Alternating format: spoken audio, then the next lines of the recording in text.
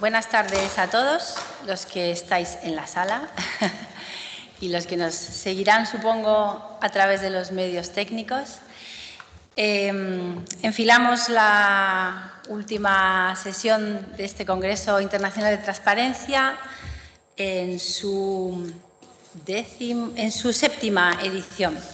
Y como es tradicional en el Congreso, uno de los grupos de trabajo se dedica a partidos políticos y transparencia.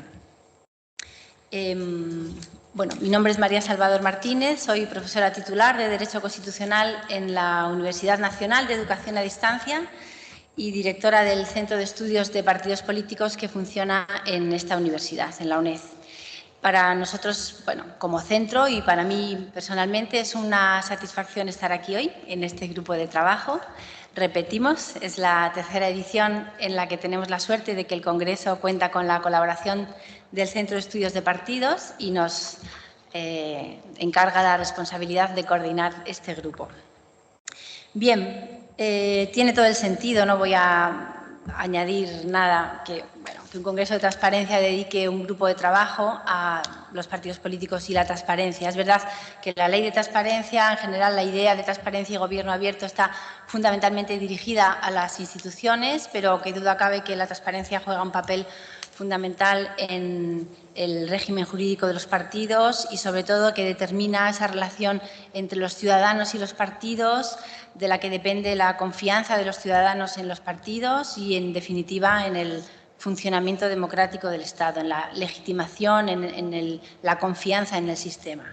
Así que espero que los trabajos que se expondrán en este grupo contribuyan al debate, al fomento, al desarrollo de esa cultura de transparencia que ayude a fortalecer ese vínculo entre los ciudadanos y los partidos, que en definitiva es fortalecer el sistema democrático. Este año contamos con una ponencia principal y después se presentarán las comunicaciones que quienes han querido participar en el grupo han enviado, que serán 8 comunicaciones. La ponencia principal corre a cargo de Emilio Pajares Montolío, profesor titular de Derecho Constitucional en la Universidad Carlos III de Madrid, subdirector actualmente de publicaciones del Centro de Estudios Políticos y Constitucionales. El profesor Pajares es experto en sistema electoral, partidos políticos, ha trabajado también temas relacionados con la organización del Gobierno, del Poder Judicial y otros temas.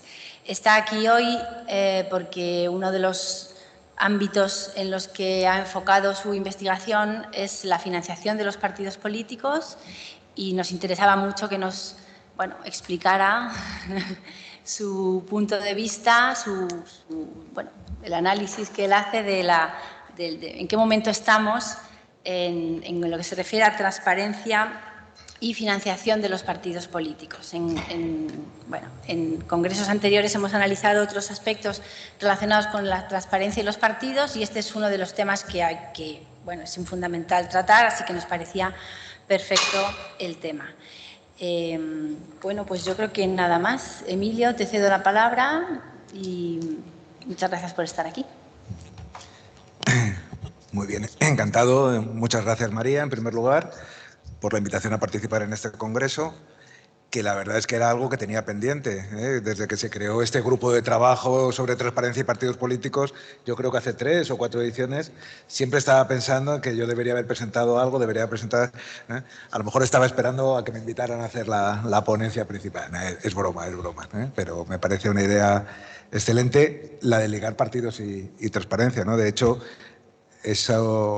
a eso voy a dedicar atención al principio de mi intervención. Luego ya me centraré más en transparencia y financiación de partidos, también para que haya tiempo para presentar y debatir sobre las comunicaciones, en que algunas tienen un objeto más concreto, pero hay alguna de alcance más general que yo creo que es muy interesante que la podamos escuchar.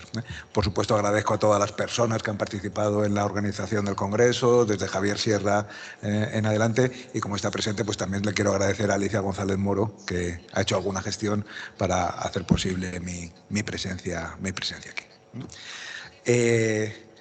Esto no lo ha dicho María, pero lo que voy a contar ahora es básicamente lo que he preparado para un libro colectivo que ha dirigido ella y que se va a publicar, esperemos que antes de que acabe este año, en Marcial Pons.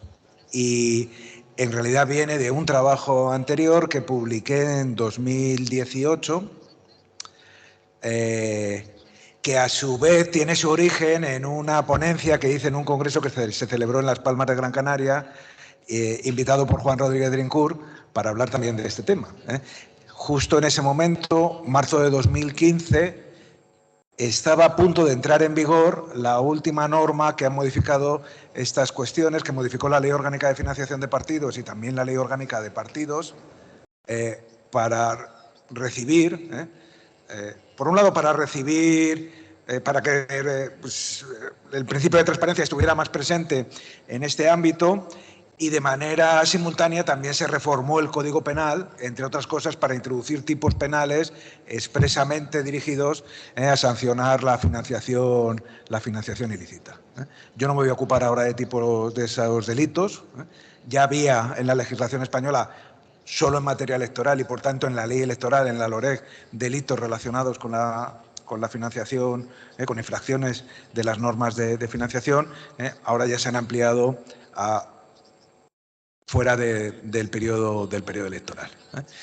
Hago toda esta secuencia temporal para decirles que en realidad lo que voy a contar hoy, en septiembre de 2022, es casi lo mismo de marzo de 2015. En aquel momento dije, ya veremos qué recorrido tienen estas modificaciones, y más de 7 años después, pues alguna novedad ha habido, pero no ha habido un cambio radical.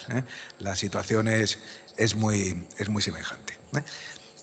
Sí que he encontrado, al hilo de la elaboración de este trabajo, sí que he encontrado aquí y allá un par de cosas que ahora mismo quizá no sean cambios radicales, pero quizá en el futuro puedan tener un cierto desarrollo, si se tiene esa voluntad.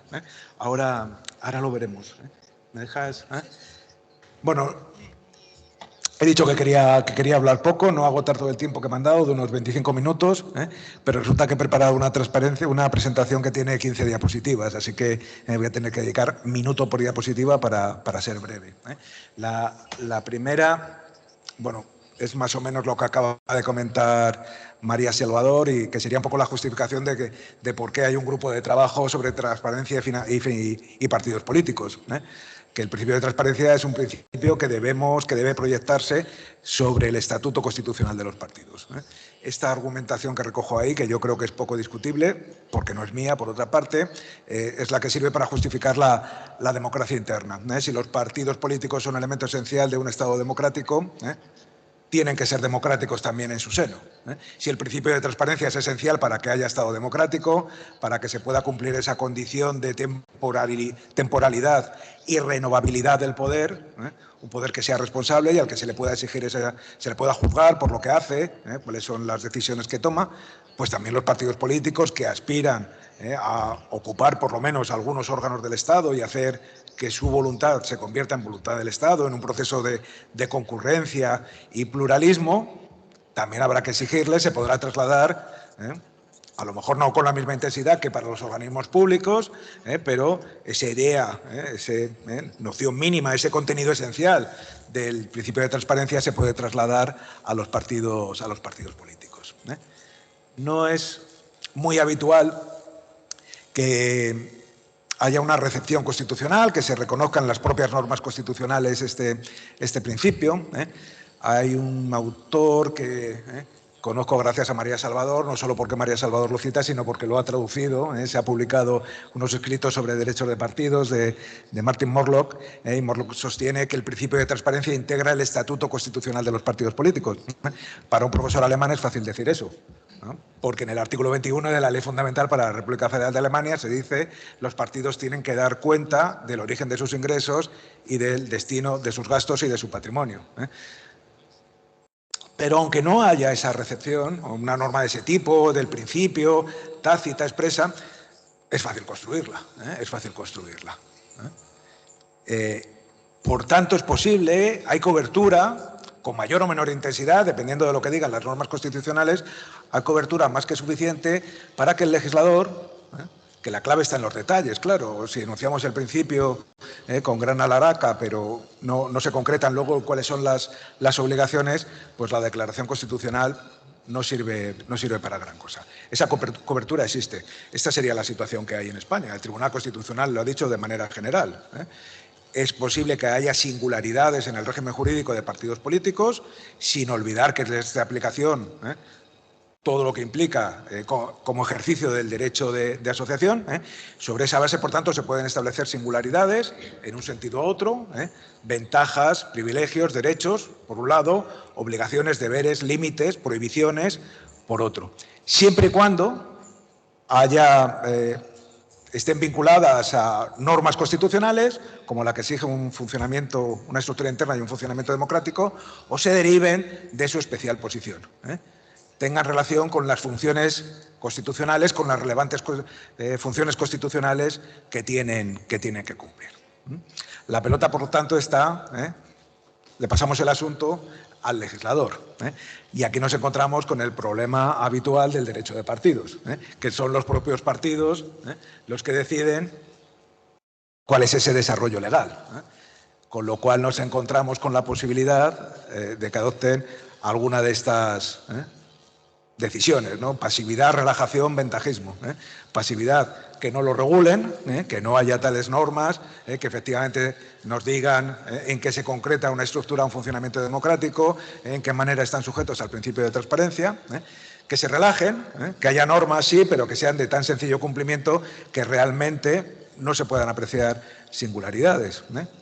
Y el ventajismo en dos sentidos, en el sentido de que pongan atención solo dentro de esas singularidades del régimen jurídico en las ventajas, en los derechos, en materia de subvención, en materia de financiación, perdón, en las subvenciones, en la posibilidad de recibir ayudas públicas, y en cambio pues no sean tan diligentes en el establecimiento de deberes o límites.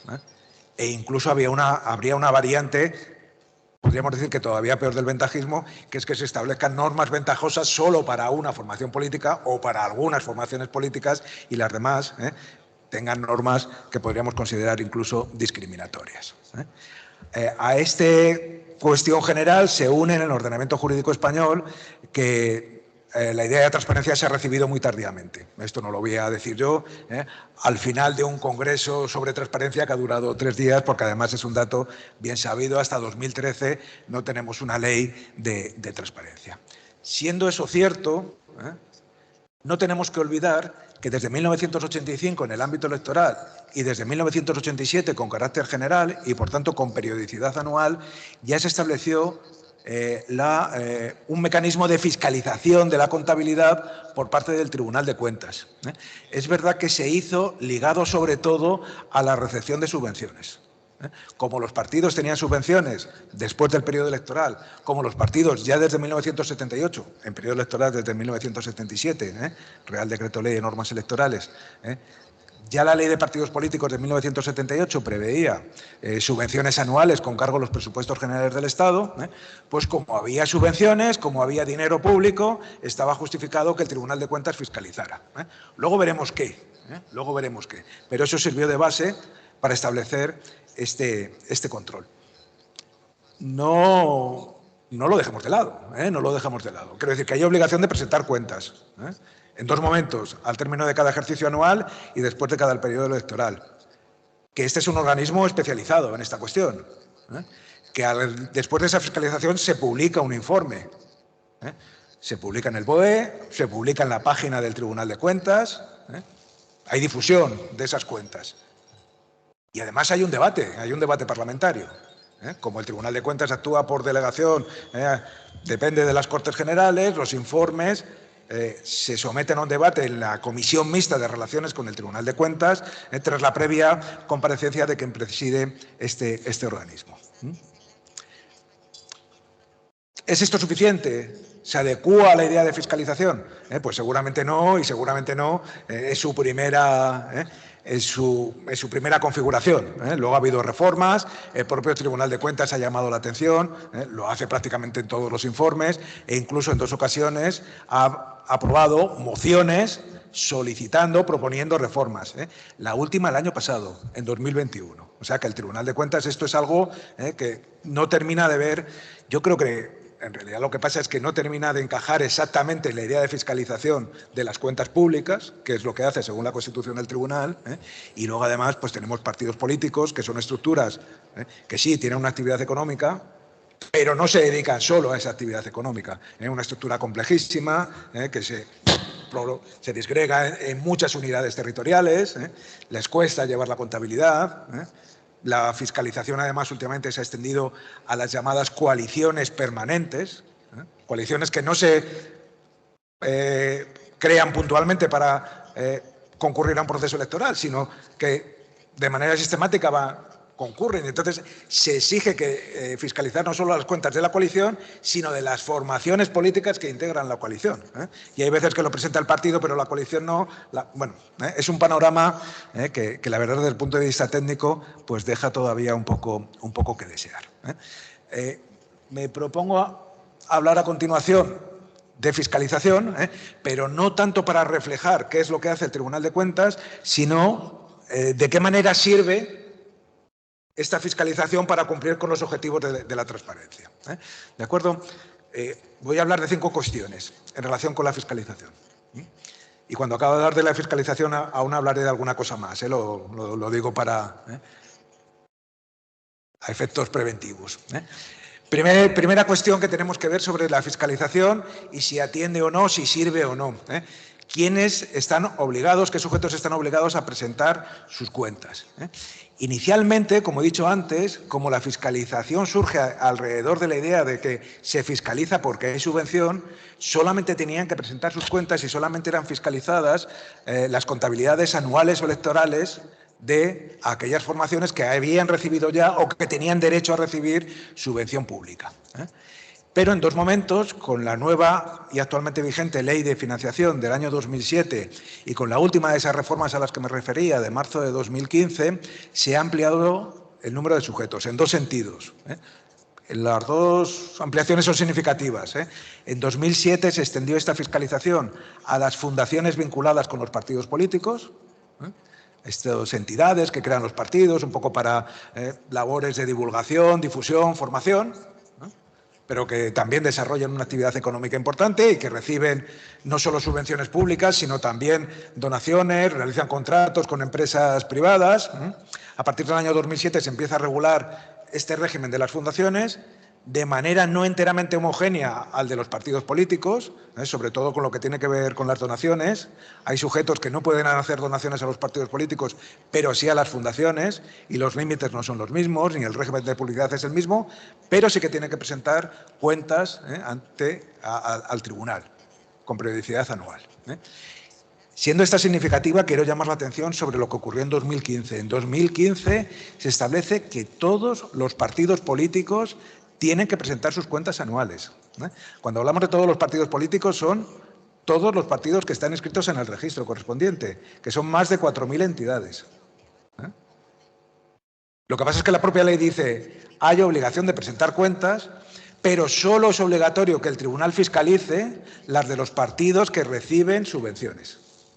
Y no solo las subvenciones que regula directamente la Ley Orgánica de Financiación de Partidos, con cargo a los presupuestos generales del Estado, y que reciben las formaciones que tienen representación en el Congreso, sino cualquier subvención pública, electorales, de gobiernos autonómicos, de entidades locales. No, aquí el asunto ya se relaja un poquito más, como se pueden ustedes imaginar. No olviden esta distinción entre presentar y fiscalizar. En los 2 informes que tenemos hasta ahora, posteriores a esta ley, el Tribunal de Cuentas se ha atenido a lo previsto en la ley. Solo ha fiscalizado 25 o 30 contabilidades de partidos políticos y da cuenta en los informes de otras formaciones políticas que han presentado sus cuentas, sobre las cuales no ha realizado ningún ejercicio. Luego volveré sobre esto. Segundo punto que quería tratar. ¿Cuál es la información que maneja el Tribunal de Cuentas para hacer esa fiscalización? Sobre todo en el periodo, en materia electoral estaba regulado de otra manera. Pero para la contabilidad anual, hasta 2015, de nuevo, la información de que disponía era la contabilidad de los partidos políticos. O sea, el tribunal, cuando fiscaliza cuentas, quiere decir que examina la documentación que le presentan los partidos políticos, lo que declaran los partidos políticos, en relación con el objeto que vamos a ver a continuación. En el ámbito electoral era un poco diferente, porque además de las cuentas que presentaban los partidos, también había obligación de proveedores de comunicar las relaciones de servicios que tenían, los servicios que habían prestado y que habían facturado a las formaciones políticas durante el periodo electoral, y también las entidades financieras tenían que comunicar las operaciones de crédito que habrían celebrado con los partidos con motivo de ese proceso. Y eso se ha ampliado en 2015. También las entidades financieras, en relación con la contabilidad anual, tienen que dar cuenta de sus relaciones con formaciones políticas. Es un poquito más, pero no hay base, creo, para concluir que el Tribunal de Cuentas tiene auténticas facultades de investigación, de carácter amplio, general, para llamar a testigos, para requerir cualquier tipo de documentación. Es verdad que esa reforma establece con carácter general, ni siquiera relacionada con financiación de partidos políticos, sino con carácter general, que todo tipo de sujetos públicos y privados, personas físicas y jurídicas, tienen que colaborar con el Tribunal de Cuentas, pero no son las facultades propias de un órgano jurisdiccional, sobre todo de un órgano jurisdiccional del orden penal. Es verdad que como hay delitos, como había delitos de falsedades, prevaricación, cohecho, etcétera, etcétera, y además ahora hay tipos penales específicos que tienen que ver con la financiación irregular, pues queda abierta esa investigación por parte de los tribunales, pero creo que no para el Tribunal de Cuentas. Tercer asunto, el objeto. ¿Para qué sirve la fiscalización? Pues sirve para declarar, estas son palabras literales, reproduzco literalmente lo que dice la ley, la regularidad y la legalidad de la actividad económica y financiera. O sea, que comprueba, básicamente sobre la base de la contabilidad que le han presentado los partidos políticos, si esas operaciones son regulares desde el punto de vista contable y si se respeta la legalidad en lo que se refiere a, sobre todo, sus ingresos. Por eso decía al principio que no acaba de encajar bien, porque el Tribunal de Cuentas, cuando fiscaliza las cuentas públicas, lo que fiscaliza son gastos. Lo que fiscaliza son gastos. Está justificado, hay un proyecto previo, se ha celebrado subasta, concurso, había un régimen de publicidad, porque se ha pagado más. Y eso sirve para controlar la corrupción, es un mecanismo de prevención y de detección de la corrupción. Pero en materia de gastos, el Tribunal de Cuentas controla los gastos electorales, esto sí que los controla. Los controla primero porque hay un límite, hay una cantidad máxima que pueden gastar los partidos políticos y hay que constatar si se ha superado o no esa cantidad. Y segundo, porque la subvención a la que se tiene derecho se calcula en función de los resultados, de los votos y de los escaños, pero no puede superar la cantidad efectivamente gastada. O sea, no, como tengo muy buenos resultados, voy a ingresar una millonada. No, no. Si usted se gastó poco en la campaña, esa cantidad que se gastó, como mucho, es lo que va a recibir como subvención. Por eso tiene que controlar los gastos. También controla los gastos de seguridad. Hay una subvención anual que se dedica específicamente a gastos de seguridad. Se estableció hace ya tiempo, en una época en la que había una actividad terrorista, que además tenía a militantes de partidos, de ciertos partidos, en su foco, en su objetivo, y entonces pues había que atender a esas partes. Hay una partida específica a gastos de seguridad, y esto sí que se controla. Esto se controla los gastos. ¿Tanto se puede gastar en seguridad? Pues ¿en qué se lo ha gastado? Contratación de, instalación de, y lo que no se gasta sobre esa cantidad, sobre esa subvención, hay que devolverlo. Hay que devolverlo. Por eso se controlan los gastos de seguridad. Fuera de esos ámbitos, el tribunal, aunque la subvención se recibe, por eso lo he puesto entre comillas, para atender a sus gastos de funcionamiento ordinario, la ley no define cuáles son esos gastos de funcionamiento ordinario, cuáles son los conceptos, cuáles son los límites, a qué se tiene que dedicar. El tribunal controla poco. Que haya facturas, sí, que haya facturas. Mándeme usted, si dice que se ha gastado tanto, pues mándeme que haya un cierto soporte, una cierta justificación. Lo que le estamos pidiendo al tribunal es que controle los ingresos, sobre todo los ingresos privados. Y los mecanismos de investigación que tiene es lo que ha declarado la formación política. No hace falta decir mucho más, como decía aquel entrenador de fútbol. Sobre sanciones les digo lo mismo. No quiero hablar de sanciones por irregularidades en la financiación, sino sanciones ligadas a la transparencia. Sobre todo, sanciones que tengan que ver con la falta de presentación de la contabilidad. Bueno, durante un cierto tiempo se podía estar decir que en realidad, como la sanción que había por no presentar contabilidad era la denegación de la subvención, no hay contabilidad, no hay subvención. Pues esto tenía casi un carácter voluntario. Quiero decir que si había un partido, y no es demasiado difícil imaginar qué supuesto podría haber, en que por una vía u otra, a lo mejor no demasiado conforme con la ley, había dinero suficiente para hacer una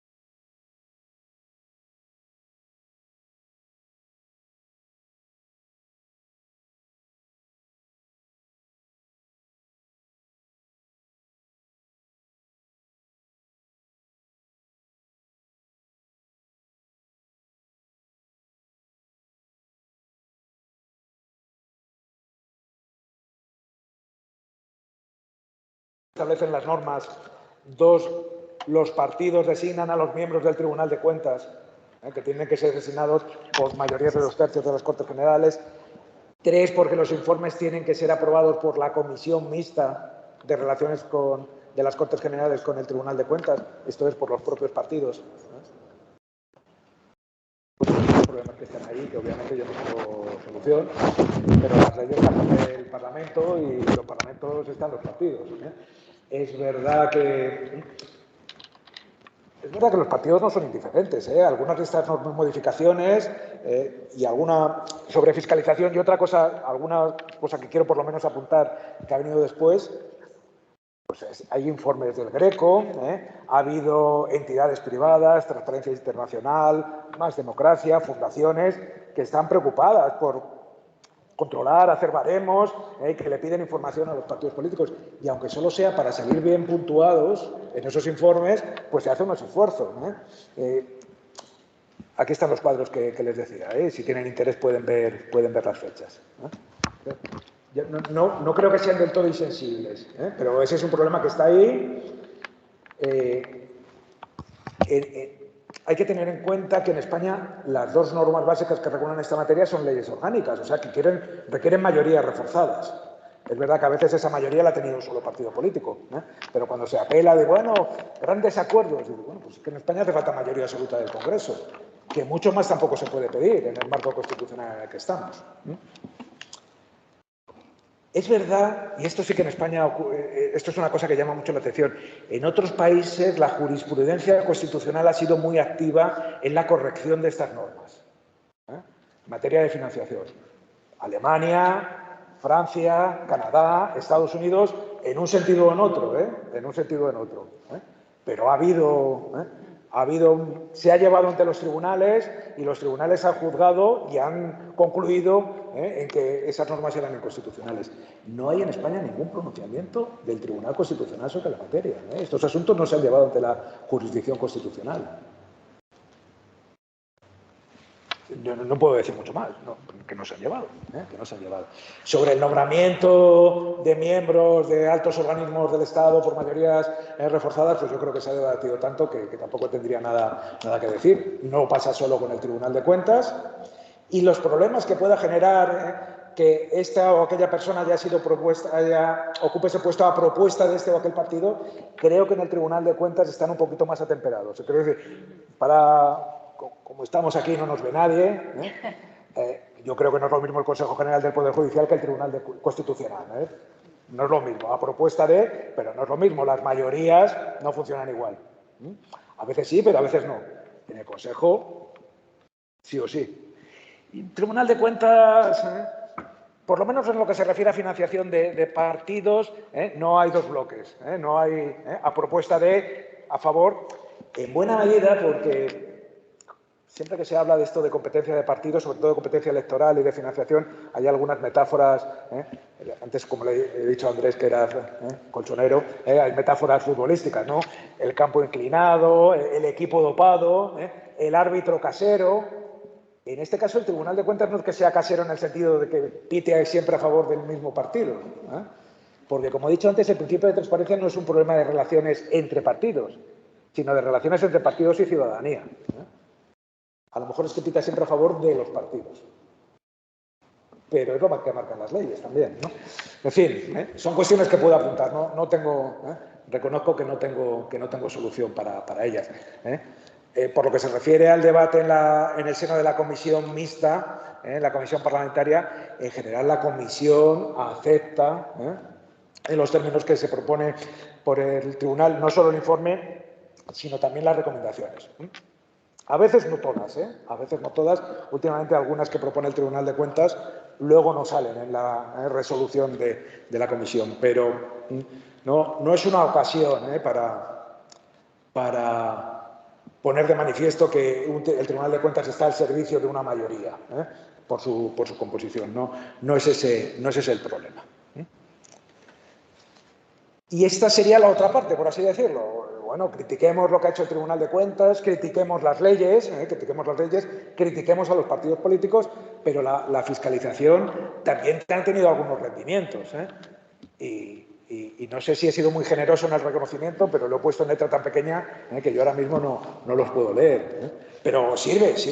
Primero, sirve para darnos cuenta de la extremada dependencia que tienen los partidos políticos de los recursos públicos. 70-80% de subvenciones. Segundo, que las subvenciones tienen un origen muy diverso. No pensemos solo en subvenciones del Estado. Subvenciones del Estado, de las comunidades autónomas y, sobre todo, subvenciones de las instituciones representativas. Parlamento, Cortes Generales y parlamentos autonómicos y entidades locales. La suma de las subvenciones de los grupos políticos, grupos parlamentarios autonómicos y grupos políticos es la cantidad mayor de ayudas públicas que reciben los partidos. Y todavía en materia de subvenciones ha servido también para comprobar que en alguna ocasión en el pasado, ahora ya no ocurre, ha habido subvenciones que carecían de cobertura legal, comunidades autónomas que daban subvenciones y no había ninguna ley, mejor dicho, la Ley Orgánica de Financiación de Partidos Políticos no preveía esas subvenciones autonómicas. Es que esto viene para ahora, nada de sorpresas. Y que para determinar estas subvenciones, para determinar sobre todo el monto global que se otorga, hay una liberalidad casi extrema, ¿no? Ahora damos tanto, ahora viene otro partido que tiene otra óptica, presuntamente más liberal, menos intervencionista y rebaja las subvenciones, ahora las aumentamos, este ayuntamiento da tanto, este da tanto. Teóricamente hay un límite legal, fijado en la ley de bases, pero que tenía que ser desarrollado y que no se fija, y los ayuntamientos pueden dar un dinero. No el reparto es proporcional, de aquella manera, pero proporcional. Yo digo las cantidades totales. En materia electoral sí, porque es tanto por escaño, tanto por voto, con el límite máximo de la cantidad gastada. En materia de recursos privados, pues se ha visto que las entidades de crédito concedían con intereses que estaban fuera de mercado, que había condonaciones de deuda, ahora ya están prohibidas, las condiciones tienen que ser las condiciones de mercado, que hay una deuda importantísima, calculada, el Tribunal de Cuentas los pone así, el balance total de los partidos, de las operaciones del partido, entre el 30 y el 40% en los últimos 2 ejercicios es deuda con entidades de crédito. Deuda que sobre todo tienen los 2 principales partidos, el Partido Popular y el Partido Socialista. Ha advertido en los últimos informes, tanto anuales como electorales, estos mecanismos de microfinanciación, microcréditos y microdonaciones, que son cosas diferentes. Te doy el dinero o te doy el dinero para que me lo devuelvas, que no es exactamente lo mismo. Son operaciones que se hacen por vía telemática, en las que los requisitos de documentación, identificación, etcétera, etcétera, pues no se pueden cumplir. No se sabe entonces si estos microcréditos se han devuelto o no se han devuelto, y para algunos partidos son una fuente de financiación muy, muy notable. El tribunal está llamando la atención para que se produzca alguna regulación de esta materia. Ha advertido que hay partidos que están en situación de quiebra, que tienen un patrimonio neto negativo. Ha permitido definir un poquito mejor este concepto de gasto electoral, porque la ley electoral en el artículo 130 dice son gastos electorales los dedicados a y cualquier otro que tenga que ver con las operaciones electorales. ¿Las encuestas electorales es un gasto electoral o no? Pues según el Tribunal de Cuentas no. No se puede incluir como esos gastos que van a dar derecho a subvención. Entregar una placa a un militante con muchos años tampoco es un gasto electoral, y alguna otra cuestión. Y esto es una de las cosas que he descubierto. El Tribunal de Cuentas ha creado en su página esto que llama Portal de Rendición de Cuentas de los Partidos Políticos. Si entramos ahí, si entro ahora, ¿se ve? No, no se ve. Bueno, tienen ahí la dirección, lo pueden mirar y pueden entrar. La primera experiencia no parece gran cosa. Bueno, no, ya lo digo, no es gran cosa en ningún sentido.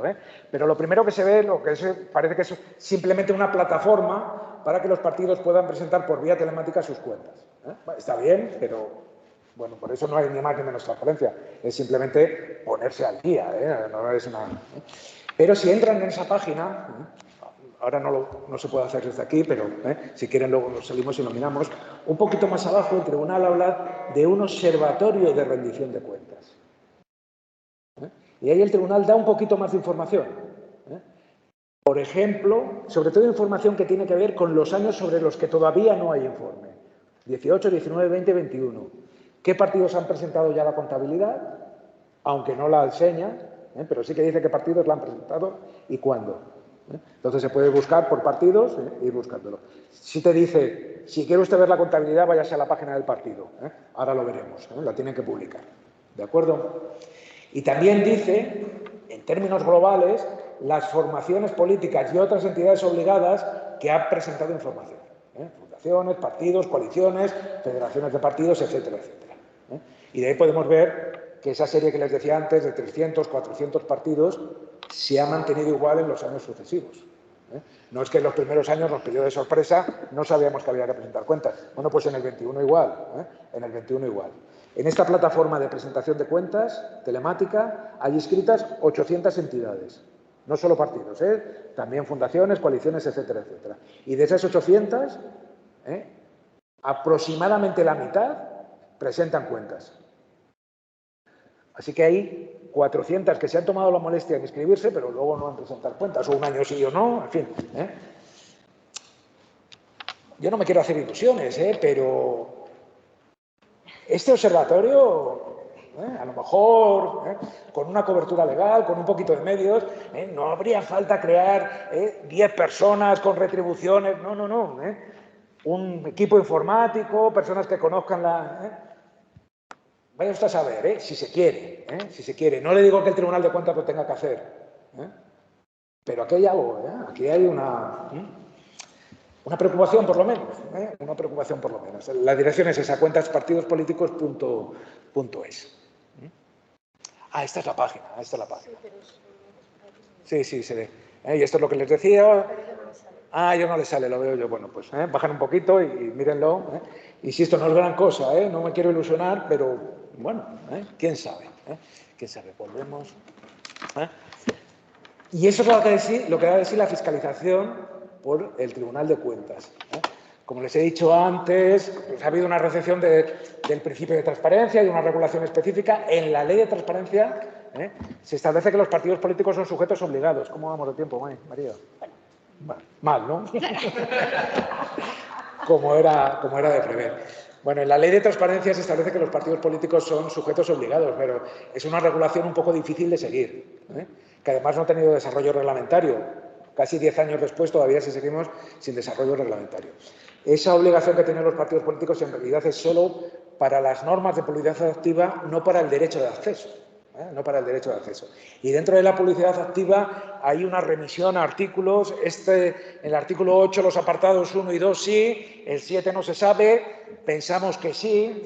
En fin, es un panorama en el que, bueno, con buena voluntad se puede deducir que a través de sus páginas electrónicas tienen que tener pues esta publicidad accesible, periódica, actualizada, sobre cuestiones organizativas y de financiación. Pero ¿esto quién lo controla? Durante mucho tiempo se ha dudado si el Consejo de Transparencia y Buen Gobierno lo podía controlar. Yo lo único que he encontrado es que en la memoria de 2018 el Consejo dice que los ha sometido a una evaluación de cumplimiento. Durante mucho tiempo decía, esto lo deberíamos hacer, pero son muchas entidades, no sabemos exactamente cuáles son, no hay un registro, no tenemos medios. Pero en 2018 se animó de aquella manera. A 4 partidos políticos, los 4 principales partidos políticos de ámbito nacional con representación parlamentaria, miró sus páginas electrónicas e hizo un informe que en la memoria ocupa 4 páginas.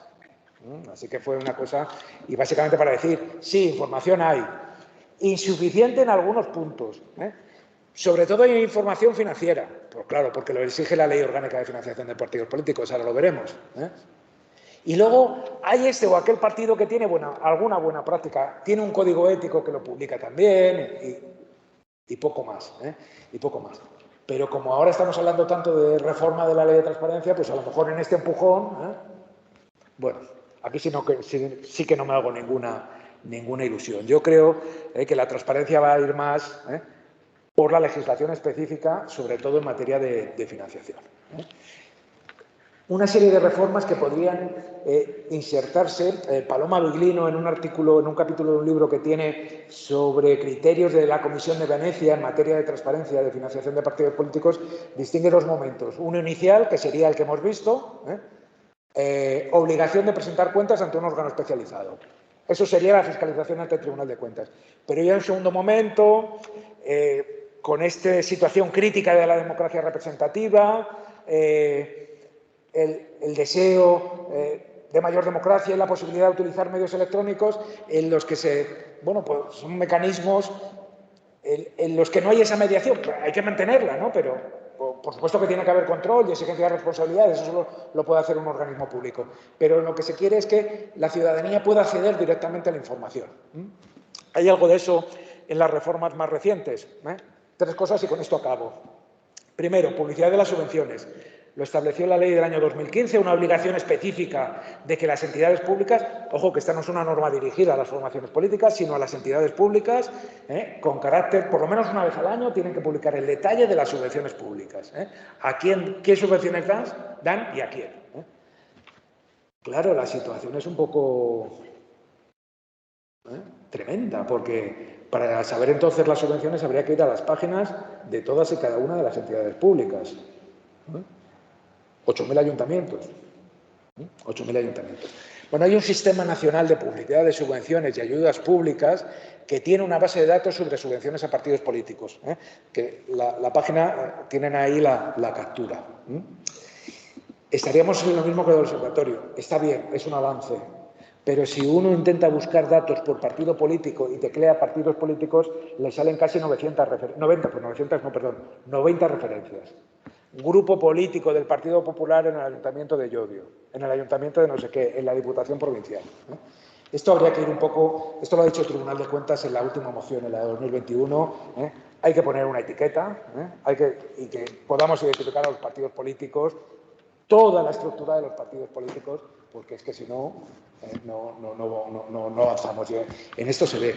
Con buena voluntad, pues se puede encontrar. La verdad es que la información está muy bien, porque es por departamentos ministeriales, por consejerías autonómicas, por entidades locales. Se remonta al año 2014, creo recordar, o sea que no está mal, pero sigue siendo poco operativa.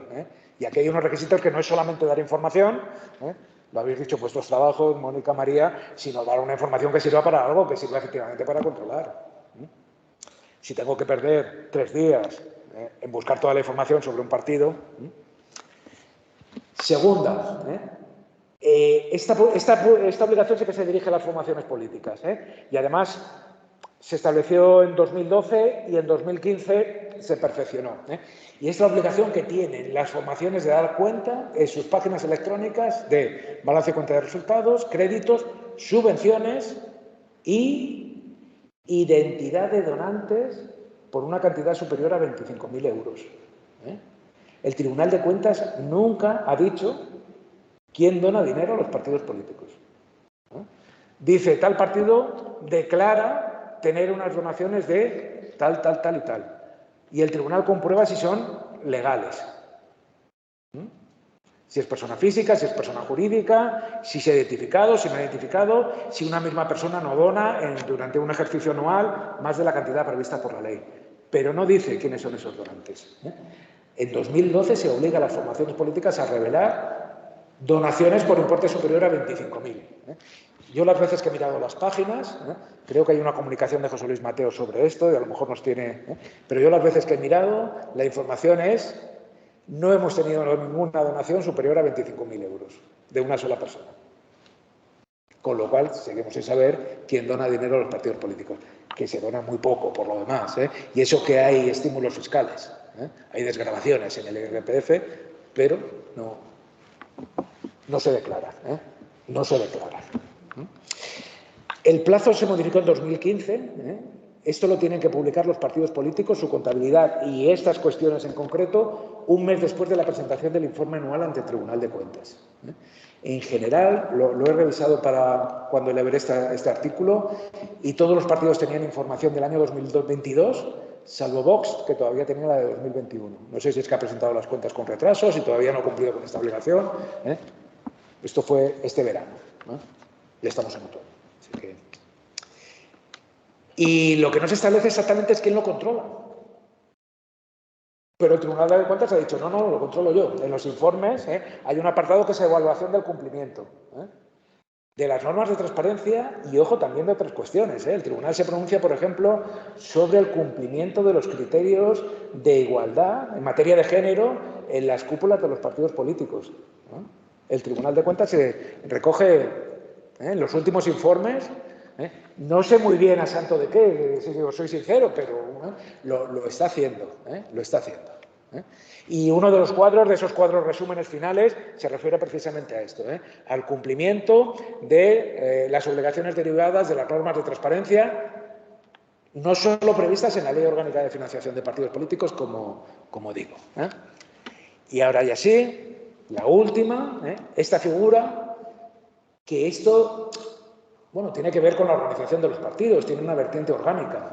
La ley orgánica, en 2015 se creó esta figura del responsable de la gestión económico-financiera. La materia orgánica, sobre todo, lo que destaca es los requisitos que ha de cumplir. Tiene que ser una persona honorable. No puede ser una persona que esté integrada en la función pública, no puede tener sanciones, condenas por la comisión de determinados delitos, etcétera, etcétera. Pero me interesa este punto y con esto acabo, que es que además se prevé que esta persona, quien asuma la responsabilidad de la gestión económica y financiera, pueda ser llamado a comparecer ante la Comisión Mixta de Relaciones con el Tribunal de Cuentas. La regulación es pésima, es deficiente, porque se dice que pueden comparecer responsables de las formaciones electorales, no de los partidos políticos, sino de las formaciones electorales, después de que se emite el informe sobre la contabilidad electoral. Yo creo que se está pensando en el informe anual. No en el informe de la contabilidad electoral, pero en cualquier caso, como no ha habido ninguna, desde 2015 no se ha solicitado, yo por lo menos no he sido capaz de encontrar el dato, no se ha expedido, no se ha solicitado la comparecencia de ningún responsable específico para dar cuenta de la actividad económica financiera del partido. Es verdad que durante este periodo y antes ha habido comisiones de investigación sobre financiación de partidos políticos y ahí han comparecido responsables de los partidos políticos y, por supuesto, el tesorero, el encargado de la tesorería que se decía antes. Hay quien dice, no, esto es el control parlamentario.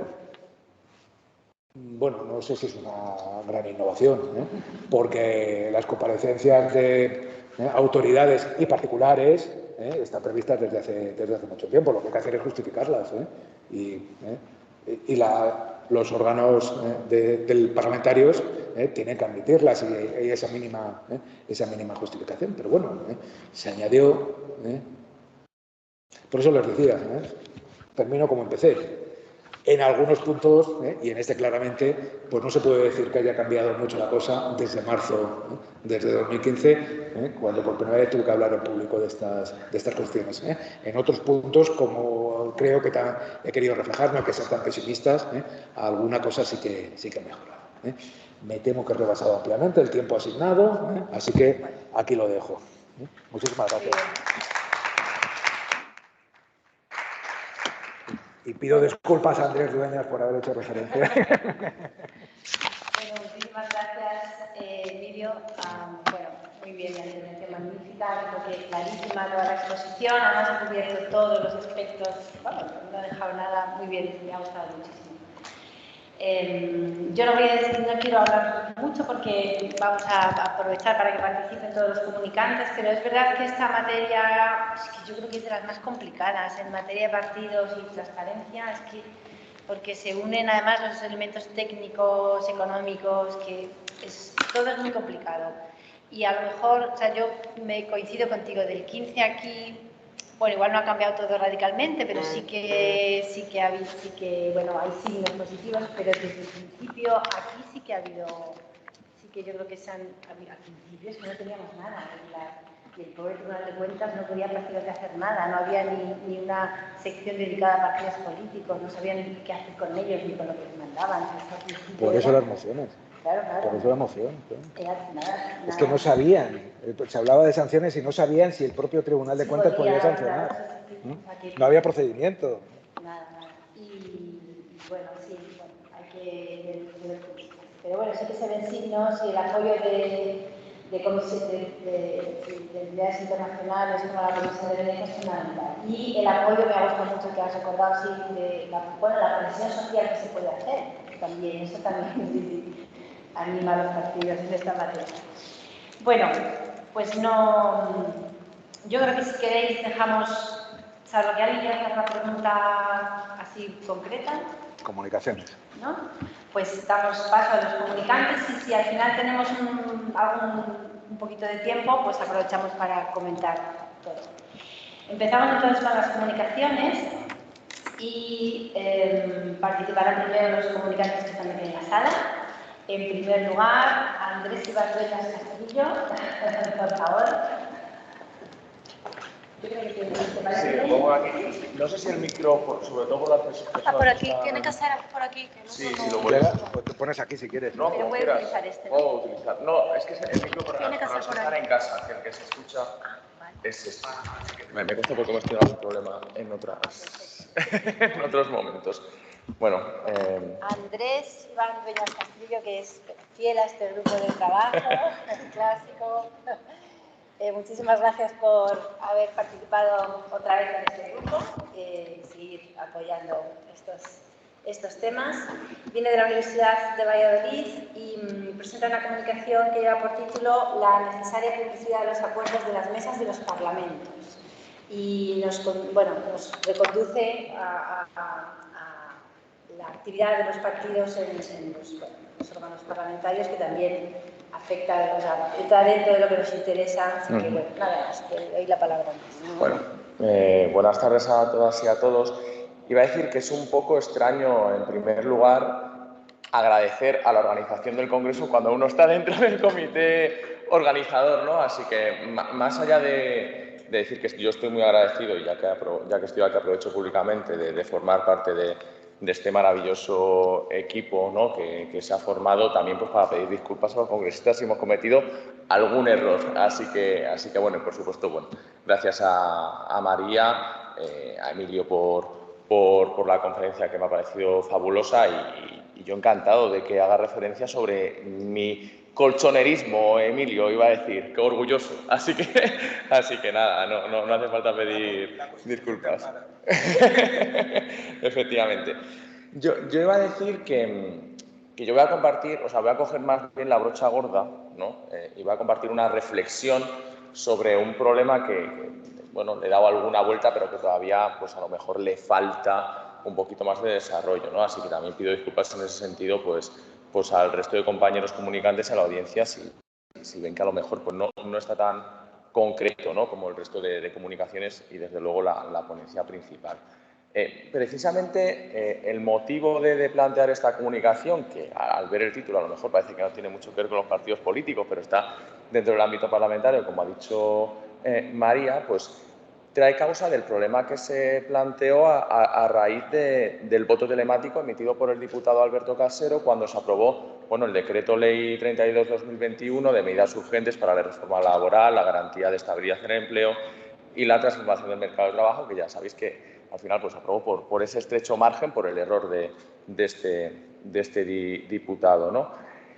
En ese momento, cuando se emitió el voto, bueno, pues sin embargo, la portavoz del Grupo Parlamentario Popular alegó que se había producido un error técnico en uno de los votos telemáticos, en concreto el de este diputado, el diputado Casero, que además había notificado con anterioridad a la portavoz del grupo, pues para que lo pusiera de manifiesto ante la presidencia del Congreso de los Diputados. Bien, lógicamente, el objeto de esta comunicación no es entrar a valorar, que se puede también hablar detenidamente sobre eso, si este voto fue efectivamente válido o no, o si realmente, precisamente, debía haber sido cuantificado para convalidar el decreto ley, sino otro, la publicidad de los acuerdos de las mesas de los parlamentos. Pero este caso nos puede servir como un poco hilo conductor para entender, y ya hago un spoiler, ¿no? Al menos es lo que yo sostengo, por qué es necesario que estos acuerdos sean públicos, algo que a día de hoy no se está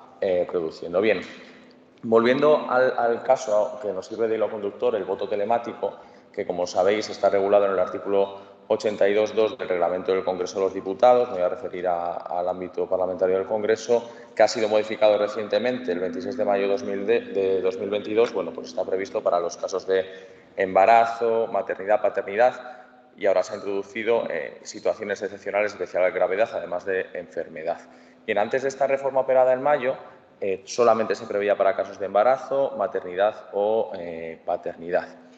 Sin embargo, tal y como explica el informe de la Secretaría General del Congreso de los Diputados en relación con las votaciones correspondientes a la sesión plenaria del 3 de febrero de 2022, de 7 de febrero, este informe, tal normativa fue modificada, leo literalmente, por los acuerdos de la mesa que, desde el inicio de la pandemia, se han ido adoptando para que, en atención a las especiales circunstancias concurrentes, garantizasen al máximo posible el normal desempeño de la función parlamentaria. Acuerdos que hay que recordar que, además, fueron siempre tomados por unanimidad de la mesa y con el conocimiento de la Junta de Portavoces. Bien, tales acuerdos son dos, uno de fecha 26 de octubre de 2021 y otro de 1 de febrero de 2022. Y en el primero de ellos es donde se consensúa que pudieran hacer uso del voto telemático las personas que tuvieran COVID-19 o aquellas que estuvieran obligadas a confinarse por haber sido contacto estrecho de un caso de COVID-19. Y en este mismo acuerdo, el de octubre de 2021, se establecía, leo de nuevo literalmente, que la emisión del voto se hará a través de la intranet de la Cámara con la introducción de usuario y contraseña como método de verificación personal del voto. El segundo acuerdo, el de febrero de 2022, bueno, de manera general establecía que el voto telemático podía serlo para todos los asuntos incluidos en el orden del día del Pleno. Bien, antes de la reforma del reglamento del Congreso, a la que ha aludido, de mayo de este año, el artículo 82.2 del reglamento del Congreso de los Diputados estaba desarrollado por una resolución de la mesa de la Cámara para el desarrollo de la votación telemática del 21 de mayo de 2012, donde se establecía en su apartado cuarto que se había de comprobar telefónicamente el sentido del voto del diputado que lo emitió con anterioridad de manera telemática. El problema aquí, como se acaba de apuntar antes, es que el primero de estos acuerdos, el de octubre de 2021, modificó precisamente esta resolución en el sentido de que esta llamada pues ya no se debía producir, sino que sería la introducción de usuario y contraseña el método de verificación de la emisión personal del voto. Bien, de nuevo, no quiero entrar a valorar el problema de fuentes que esto supone, ¿no? O dicho de otra manera, si los acuerdos de la mesa son una fuente del derecho que efectivamente puede modificar una resolución que ha sido previamente adoptada. Pero sí que me gustaría llamar la atención sobre la opacidad de estos acuerdos, ¿no? Este informe de la Secretaría General al que he hecho mención antes dice que tales acuerdos efectivamente modificaron el régimen del voto telemático, pero es que estos acuerdos, el problema es que no son públicos. No son públicos y es imposible acceder a ellos a no ser que se tenga, como he podido hacer yo a ellos, un contacto dentro de algún grupo parlamentario o del Congreso de los Diputados o del Parlamento concreto, lo que desde luego acarrea importantes problemas jurídicos como el que acabamos de ver en relación con el voto del diputado Casero, pero desde luego también de acceso al quehacer cotidiano de los parlamentos. Bien, las mesas, como sabéis, tienen importantes competencias como ordenar los gastos de la Cámara, calificar los asuntos parlamentarios o programar las líneas generales de actuación de la Cámara, entre otros, ¿no? Conforme al artículo 31 del Reglamento del Congreso de los Diputados. Por tanto, considero que es conveniente que se puedan conocer los debates y, sobre todo o principalmente, las decisiones adoptadas por este órgano, precisamente en ejercicio de la transparencia que todo órgano público ha de realizar. Pero creo que, además, en este caso, la obligación de ser transparentes es aún mayor porque estamos hablando de los parlamentos, ¿no? Que nuestro sistema parlamentario, nuestra forma de gobierno, al final pues son los únicos órganos con legitimación popular directa, lógicamente dejando de lado los ayuntamientos, por lo que la exigencia de transparencia para con ellos pues tiene que ser, a mi juicio, aún mayor. Y ya concluyo, pienso que empezaba, ¿no?, con el caso del diputado Casero, pues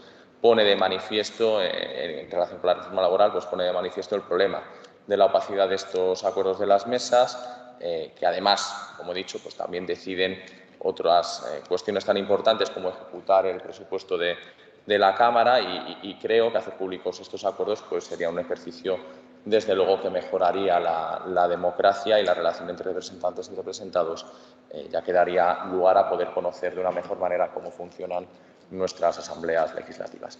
Y nada más, he intentado ser súper rápido, así que, bueno, muchísimas gracias.